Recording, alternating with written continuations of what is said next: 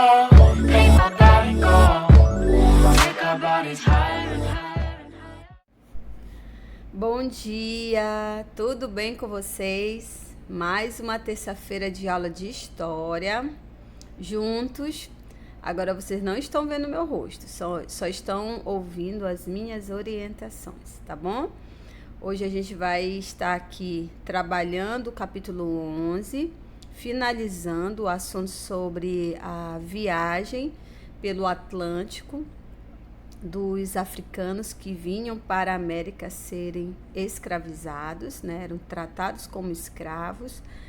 E esse capítulo ele é um capítulo pequeno e a gente vai agora estar concluindo, e eu vou ajudar vocês também em algumas atividades que estão dentro do livro didático para vocês estarem respondendo, né?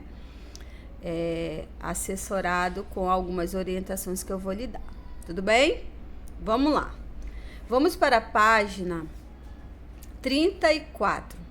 Página 34, e aí a gente vai falar especificamente do que? O termo que está lá no livro de vocês, eu coloquei a página 36, que também está dentro do assunto, tá? Mas agora eu vou começar pela página 34 e depois a gente vai estar falando do mesmo assunto até a página 36. Tudo bem? Então, a Calunga Grande é o mar. E esse termo, Calunga, era uma denominação em uma das línguas africanas que o negro ele se referia quando ele entrava no mar.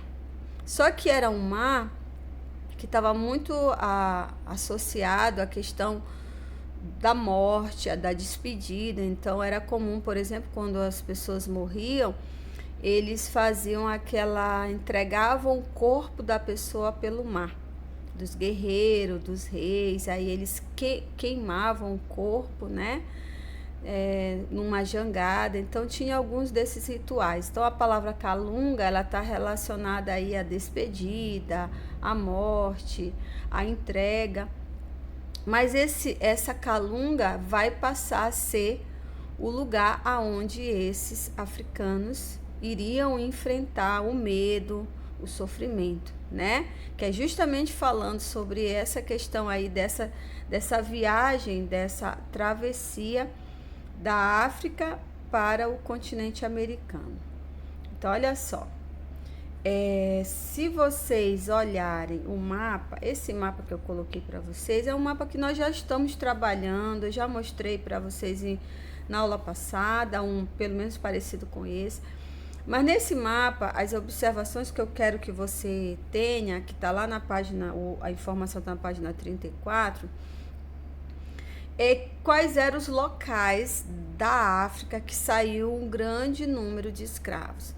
Principalmente no final do século XVI, início do século XVII, e depois, né, o tempo foi passando e outras áreas foram se desenvolvendo do comércio. Então aqui nós temos uma área amarelada, que é a região que está identificado como sudaneses, e a região rosada dos bantos. Eram duas grandes etnias africanas, e dessas etnias tinham linguagens, né, diferenciadas, né? Então existia ali dois grupos grandes de africanos, mas dentro desse grupo tinha as suas diferenciações nas crenças, na língua, tudo bem?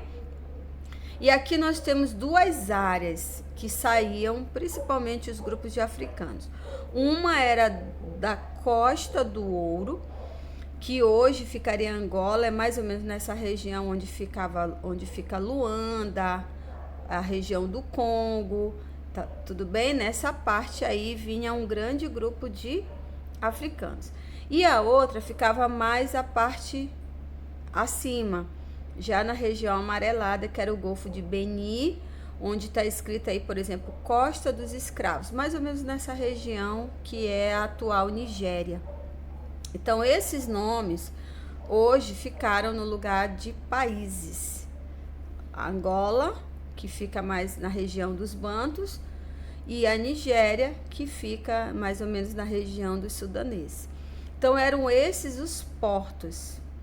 Pegava-se um grupo do Golfo de Beni, depois descia para a Costa do Ouro, recolhia mais número de escravos e depois fazia a travessia para o litoral, no caso aqui da colônia Brasil, que seria São Luís, Olinda, Salvador, Rio de Janeiro, os principais portos que recebiam esse número grandioso de escravos.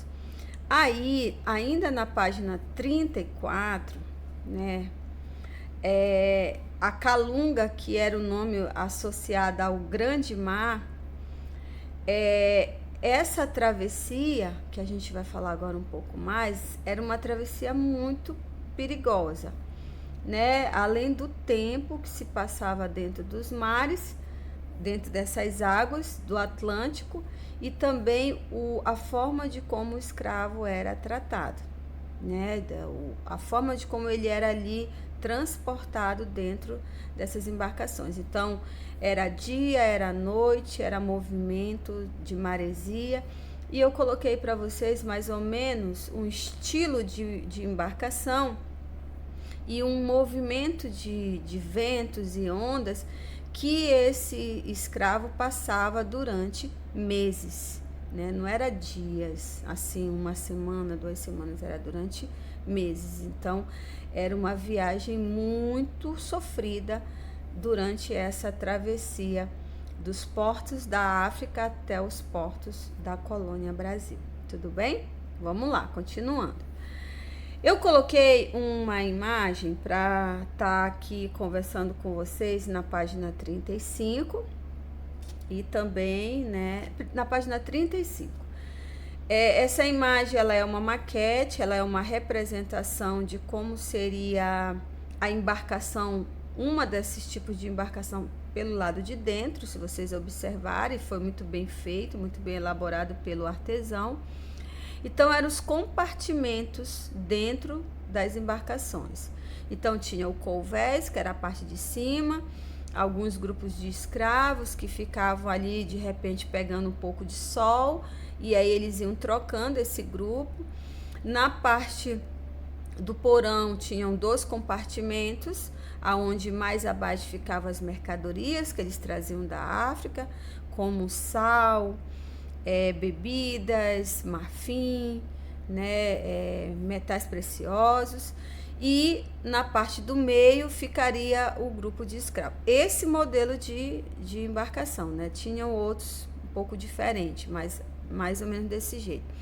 Ali os escravos vinham amarrados, deitados, com pouca água, não tinha ventilação, não tinha iluminação, e vinham numa condição que vocês podem imaginar totalmente subhumana, né? Ou seja, não existia um tratamento de que aquelas pessoas fossem pessoas humanas, pessoas que precisavam ser respeitadas, cuidadas, não. Era um tratamento como se fosse um animal qualquer, né? E a gente nem poderia dizer hoje um animal qualquer, porque nem os animais precisariam ser tratados dessa maneira. Mas assim, dá para se imaginar durante essa viagem. Lá na página 35 fala que essa viagem poderia durar 3 meses, até 3 meses. Esses navios negreiros, eles eram chamados assim, conhecidos como tumbeiro, que é a ideia de tumba, né? Porque existiam muitos escravos que não suportavam esse tipo de viagem. Você imagina aí crianças, idosos, mulheres grávidas ou com um bebê muito pequeno, porque todos ali eram colocados naquela condição. Lugar super quente, o movimento de maresia. Então era uma sensação horrível. E pessoas que adoeciam durante a viagem porque não se alimentavam corretamente. Assim também tinha a urina, tinha as fezes, tinha os carrapatos, as pulgas, os ratos, tudo ali naquele mesmo ambiente, né? Então era muito propício, era muito comum eles adoecerem. Essas condições de maus tratos, como eu coloquei, levavam o escravo a adoecer e também a morrer, né? Então, só para vocês terem uma ideia dessa, a gente só imagina, né? A gente nunca teria, só quem estaria lá naquela condição para realmente saber o sofrimento, mas era o cotidiano durante essas viagens, né?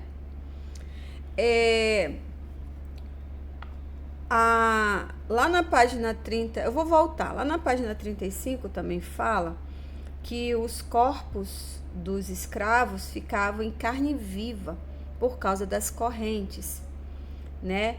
E por rolarem sobre as pranchas de madeira, ou seja, ficavam despidos ou com pouca roupa, aí ficavam naquele movimento da maresia, acabava machucando a pele. E quando o tempo estava bom, eles levavam alguns escravos para a parte de cima do convés, justamente que vocês estão vendo aí um grupo pequeno pegando um pouco de sol, respirando, né? As pessoas que eram mortas ou que morriam, né, melhor dizendo, que morriam nessas condições, eram jogados no mar, né? E o morto era tirado ao mar, ao passo que o vivo era amarrado com uma corrente. E ali ele seria alimentado 2 vezes ao dia, com um tipo de alimento que era o feijão fradinho, ervilha e arroz misturado com um pouco de carne salgada. Então, ele recebia lá uma mistura de comida, um pouco de água, né? Então, era nessas condições que aqui no livro da página 35 está mostrando para vocês, que eu estava lendo para vocês, se referindo a um documento de uma época do que seriam as condições dessa população aí, desse grupo de pessoas que eram tratados como de forma desumana. Quando a gente vai para a página 36, a gente vai falar sobre o mercado de escravos. Então, eu peguei a mesma imagem que está no livro de vocês, mas a de vocês está colorida, e essa que eu peguei, ela está preta e branca, mas é praticamente a mesma imagem. É uma obra de arte, é uma pintura, e está ilustrando aí a venda de escravos. Agora, preste muito bem atenção, esse assunto está lá na página 36, né? Como eu falei para vocês, os principais portos que chegavam esses escravos eram Rio de Janeiro, Salvador, na Bahia, Recife, Pernambuco, né, em Pernambuco, e São Luís, no Maranhão. Esses portos recebiam um grande número de escravos. E aí começava, esses escravos, eles eram separados de famílias, as famílias eram separadas, os grupos que falavam línguas diferentes também eram separados, né? E esse mercado ficava a céu aberto, era uma representação aqui da pintura. O comprador de escravos, quem está vendendo, quem está comprando, quem está apresentando os escravos. Aí você tem crianças, você tem mulheres, você tem adultos, né? E as condições eram de pessoas que estavam abatidas, muitas sem cabelos, né? A cabeça era raspada. E tinha ali um cenário, né, de algo como se fosse um produto mesmo, uma mercadoria sendo vendida na rua, né? Uma outra observação é que separava-se o grupo de escravos que estavam melhores, aí eles eram vendidos primeiro, e os que estavam de repente adoentados, abatidos, né, debilitados fisicamente, eles passavam alguns dias sendo cuidados para depois serem colocados à venda, né? E nessa condição que está falando lá na página 36, também existiam algumas leis da época do Brasil colônia que foram liberados, trazer um maior número de escravos, né? O governo português liberava, e aí era aberto esse comércio para trazer mais e mais e mais escravos, tá bom? E lá na página 36 nós temos aqui 3 perguntas para vocês. Identifique os personagens, qual deles é o vendedor de escravizados e quem está comprando. Então, se você observar, quem está vendendo o escravo, ele está tocando no escravo, ele está mostrando o escravo, e o comprador é a pessoa que está ali observando, atento. Observe que eles têm um instrumento na mão, né, que é uma vara, até mesmo de repente para castigar o escravo, então era muito comum. Ou pegar, tocar no escravo com aquela vara sem passar a mão. A segunda questão, como estava o vestido e qual a aparência física dos escravizados? Então a aparência era uma aparência abatida, vestido enrolado com tecido, com um pano, estavam descalços, né? A cabeça raspada também, que está mostrando aí como uma identificação, né? Aí vocês vão explicar como é que o pintor, o artista representa o escravo, né? O rosto abatido, a cabeça raspada, os pés descalços, numa condição assim que o rosto dele não está transmitindo nenhum tipo de felicidade, de alegria, e sim um abatimento, uma pessoa que está com o rosto abatido, ou seja, está triste. E qual seria aparentemente a faixa etária das pessoas que estão sendo comercializadas? Então, se vocês observarem, nós temos aqui mulheres, porque estão com crianças, e aí elas estão, quem sabe, numa faixa etária de 15 a 20 anos, né? E as crianças numa faixa etária, não sei, de 6 anos, 5 a 8 anos, né? Porque ele está colocando aqui as crianças quase do mesmo tamanho. Até criança de colo também tem, né? Então, você vai escolher uma faixa etária, ou seja, mais ou menos uma idade, entre uma e outra idade, para você estar colocando essas questões, né?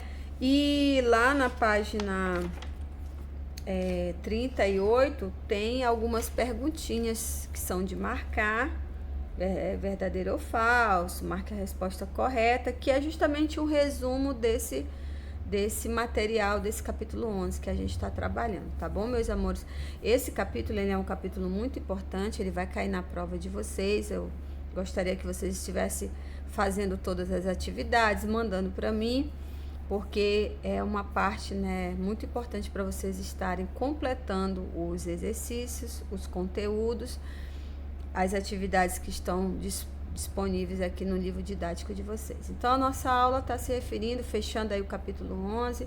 Esse assunto, ele é de uma extrema importância para vocês compreenderem o capítulo 12, que vai falar sobre a sociedade açucareira, e o comércio de escravos vai permanecer ainda nesse período, que a gente já vai estudar o capítulo, o século 17, e uma parte do 18, século 18, Brasil colônia, e o escravo ainda estava sendo comercializado, transportado nessas condições que eu já expliquei para vocês, de forma desumana, sem nenhum tratamento, um cuidado seguro. E esse escravo vai ser vendido tanto para a zona rural, principalmente, mas também para dentro da cidade. Tudo bem? Meu muito obrigada, uma boa manhã para vocês. A gente se encontra. Até a próxima. Até logo. Tchau.